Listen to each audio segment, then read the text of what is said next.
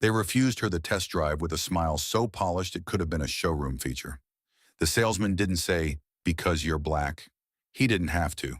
He said the words that mean the same thing in places where money decides who gets treated like a person. "I'm sorry, ma'am," he said, palms open in fake apology, "but we can't let just anyone take a vehicle like this out without verifying intent. We've had issues." Ariana Cole stood beside a pearl-white SUV that cost more than most people's annual salary. She was 36, black, and dressed like she always dressed for business. Tailored slacks, a cream blouse, a watch that didn't shout but wasn't cheap, hair pulled back clean. She didn't look reckless. She didn't look unsure. She looked like someone who knew exactly what she came for. The dealership was called Sterling Crest Motors, the kind of place with floor-to-ceiling glass, espresso machines in the lounge, and salespeople trained to say exclusive like it was a religion. Their lot was lined with imported vehicles arranged like art. A receptionist greeted certain customers with warmth and offered others a polite nod. The air smelled like leather and cologne and quiet judgment. Ariana had been inside for 10 minutes and already felt the temperature of the room. It wasn't that they were openly hostile, it was subtler. The way the first salesman glanced at her and then drifted away. The way the receptionist asked, "Are you here with someone?"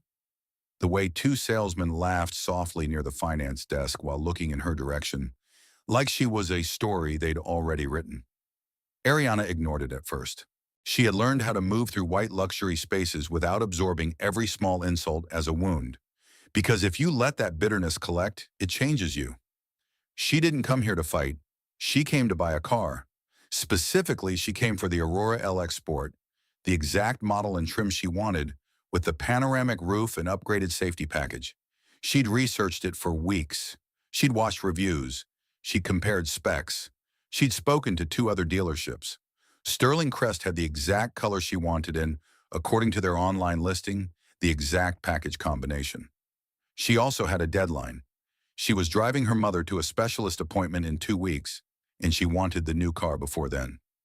Ariana walked straight to the vehicle, took a slow look around it, and then approached the nearest salesman, the one with the name tag that read Chase. "Hi," she said, friendly and direct.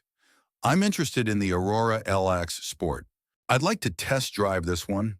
Chase smiled like a man who thought the conversation was cute. "Great choice," he said. "It's a very popular model." "I know," Ariana replied. "That's why I'm here." Chase glanced at her shoes, then her bag, then her face. "So, are you looking for financing?" Ariana's jaw tightened slightly. "I'm looking for a test drive." Chase laughed softly. "Right, of course. It's just company policy. We usually confirm financing readiness before we pull a high-demand vehicle." Ariana blinked. "I've test-driven luxury cars before. I've never had to prove anything first." Chase's smile stayed in place. "We've had a lot of people come in lately wanting to take pictures, take it out, waste time. So we verify." Ariana's eyes narrowed. "And how do you verify?" Chase's voice became overly polite. "A credit check or proof of funds. Or you can speak to finance." There it was, the gatekeeping disguised as procedure. If she was white in designer athleisure, he'd be tossing her the keys and calling her ma'am, like he meant it. But Ariana knew this game. She'd played it in boutiques, hotels, and airports. You're asked to prove belonging before you're allowed to be treated normally. She kept her voice steady. "I'm not doing a credit check to test drive a car." Chase's smile thinned. "Then I'm afraid I can't authorize a drive." Ariana held his gaze. "Get your manager." Chase exhaled as if she was being difficult. "My manager will say the same thing," Ariana said quietly. "Then let him say it to my face." Chase disappeared toward the glass offices. A few customers in the lounge glanced up. One white couple sipping espresso watched Ariana with mild curiosity, like she was part of the dealership's entertainment now. A minute later, the sales manager approached. Brent Holloway, white, mid-50s, tan that looked permanent, smile that looked rehearsed. He shook Ariana's hand quickly, barely making contact. "Ma'am," he said, "Chase tells me you want to test drive the Aurora." "Yes," Ariana replied. Brent nodded slowly. "That's a high-demand unit. We're limiting test drives to qualified buyers." Ariana's expression stayed calm. "Qualified how?" Brent smiled. You know, pre-approval, credit pull, or deposit. Ariana stared at him. You want a deposit to test drive? Brent's smile didn't move. It's policy. Ariana glanced around the showroom. Is it policy for everyone? Brent's eyes flickered. Then he leaned into the tone of condescension that sounds like help. Ma'am, don't take this personally. It's just how we protect inventory. Ariana felt the old anger climb up her spine, but she kept her face neutral. I am taking it personally, she said, because you're making it personal. Brent's smile tightened. If you'd like, we can show you a different model that's more. Don't, Ariana said softly, cutting him off. The single word landed like a slap because it wasn't loud. It was controlled. Brent blinked. Excuse me? Ariana's eyes stayed steady. I came for that vehicle. I will test drive that vehicle. Or I will leave and make sure everyone knows why. Brent's jaw tightened. Threats aren't necessary. Ariana nodded once. Then stop behaving like I'm trying to steal your car. Silence. Brent looked toward Chase, then back to Ariana, and made the calculation all managers make. How much is this customer worth? And how much trouble could she cause? He chose the move he thought would keep his power. Ma'am, he said, voice firm now, if you can't comply with policy, we're done here. Ariana stared at him for a long second. Then she nodded slowly. Okay. She reached into her bag and pulled out her phone again. She wasn't shaking. She wasn't crying. She simply opened her banking app and tapped once. Brent scoffed. We don't take screenshots. Ariana didn't show him a screenshot. She opened a transfer screen and entered a number. Brent frowned. What are you doing? Ariana looked up. Buying the car. Brent's smile twitched. Ma'am, you can't just. Ariana kept typing. You said deposit. Fine. Chase's eyes widened slightly. Brent's face tightened with irritation. We need finance for that. Ariana nodded. Then call them. Brent snapped his fingers at Chase. Go get finance. Chase hurried off, suddenly respectful in the way people become when money might be real. Ariana stood there quietly filling in the amount. Not a small number, a serious one. She could feel eyes on her now, employees pretending not to stare, customers openly staring. She didn't enjoy it. She hated that she had to make money visible to be treated as human. A woman in the lounge whispered to her husband, Is she really? The husband shrugged. Finance came out a moment later. Cara Lopez, cashier and payment specialist, Latina, early 40s, eyes sharp. She carried a tablet and looked at Ariana not with suspicion, but with professional attention. Hi, Cara said. I'm Cara. I understand you want to place a deposit. Ariana nodded. Yes, I'm wiring. Brent cut in. We need full verification before we release any vehicle. Cara ignored him and looked at Ariana. Do you have your wire reference in the sending bank? Ariana nodded. Yes. Cara leaned in slightly. We can confirm within minutes if it's initiated. Ariana entered the dealership's wiring details, already printed on a sheet Cara handed her, and hit submit. Ariana's phone displayed, transfer initiated. Cara's tablet chimed softly. She looked down, brows lifting. That was fast, she murmured. Brent crossed his arms, trying to regain control. Initiated isn't received. Cara tapped a few more times. Her expression shifted. It's flagged as verified pending settlement, she said. Brent's jaw tightened. That doesn't mean. Cara looked up at him, annoyed. Brent, this is a confirmed wire from a major bank. The reference matches. The amount matches. This is not a maybe. Brent's face changed. His confidence flickered. Chase returned behind him, suddenly nervous.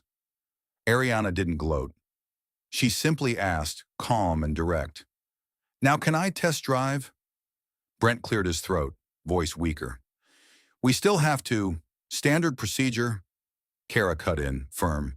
She just wired a deposit larger than most of our buyers put down. Let her drive the car. Brent's cheeks flushed. He forced a smile toward Ariana that looked painful. Of course, he said. We can arrange that. Ariana held his gaze. No, she said quietly. You can apologize. Brent blinked. Ma'am. Ariana's voice stayed even. You refused me because you assumed I wasn't a buyer. You treated me like a risk. You suggested a different model. You tried to end the conversation. I want you to say you were wrong. The showroom went quiet. Kara's eyes widened slightly. Chase stared at the floor. A couple of employees pretended to be busy near the coffee station. Even the white couple in the lounge stopped sipping. Brent's smile froze. He wasn't used to being held accountable by the people he dismissed. He swallowed. I'm sorry, he said finally stiff. If you felt... Ariana's eyes sharpened. Don't. Brent's jaw tightened. He tried again. I'm sorry we misjudged the situation. Ariana nodded once. Good. Then she said, calm and final, now get me the keys. Chase practically sprinted to the desk. He returned with the key fob like it was suddenly sacred. He held it out with both hands. Ariana took it. Brent forced his manager smile again. Chase will accompany you. Ariana looked at him. Why? Brent blinked. Standard policy. Ariana replied, I'm not letting the man who laughed at me sit beside me and supervise my driving. Get someone else. Or I drive alone. Brent's face tightened. He looked at Kara as if asking for backup. Kara's tone was flat. Let her drive alone. Brent swallowed. Fine. Ariana walked out to the lot, opened the driver's door, and slid into the leather seat like she belonged there. Because she did. The engine started smooth. Quiet power. As she pulled out, she saw Chase and Brent watching through the glass, their expressions tight with embarrassment. The test drive wasn't just a drive. It was a reclaiming. Ariana tested acceleration, braking, blind spot monitoring, the feel of the steering. She didn't smile much. She stayed focused. She was evaluating a vehicle, not proving something, though she knew in the dealership's eyes she was still doing both. When she returned, Kara met her at the curb. How was it? Kara asked. Ariana exhaled. It's exactly what I expected. Kara nodded, respectful. Good. Brent approached again, now overly polite. We can finalize paperwork in my office. Ariana looked at him. Kara handles it. Brent's smile twitched. Kara is cashier. Ariana replied. Kara is the first person here who treated me like a customer. Kara's eyes flickered with surprise, then softened. I can handle it, she said.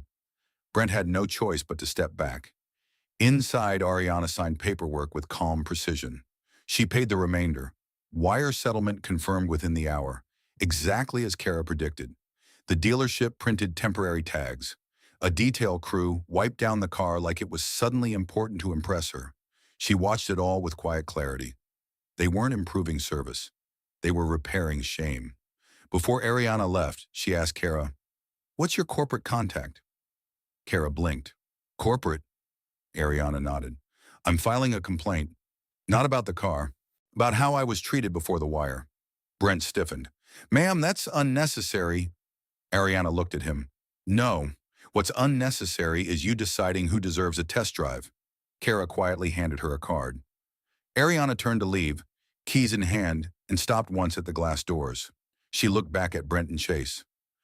I didn't need to prove my money, she said, voice calm. You needed to prove your bias. Then she walked out. A week later, corporate called her. A regional director apologized with polished language and promised retraining. 2 weeks after that, Kara texted Ariana, because they'd exchanged numbers for paperwork questions, and said, Brent got moved, Chase got written up. They're changing test drive policies. Ariana stared at the message for a long moment and felt something close to satisfaction, but not joy. Because the real win wasn't that she got the car. The real win was that she refused to let a dealership's assumptions stand unchallenged. That night, she drove her mother to dinner in the new SUV. Her mother, Denise, ran her hand along the dashboard and smiled softly. It's nice, she said. Ariana nodded. Yeah. Denise looked at her. You happy? Ariana paused. I'm relieved. Denise squeezed her hand. You shouldn't have to fight to spend your own money. Ariana stared at the road lights sliding past and said quietly, I know, but I'm done letting them win quietly. And that was the ending. The car dealer refused the black woman a test drive because they assumed she didn't belong in the price range. Because bias is easier than curiosity. Until the cashier confirmed the wire, and suddenly the same people who doubted her couldn't move fast enough to serve her.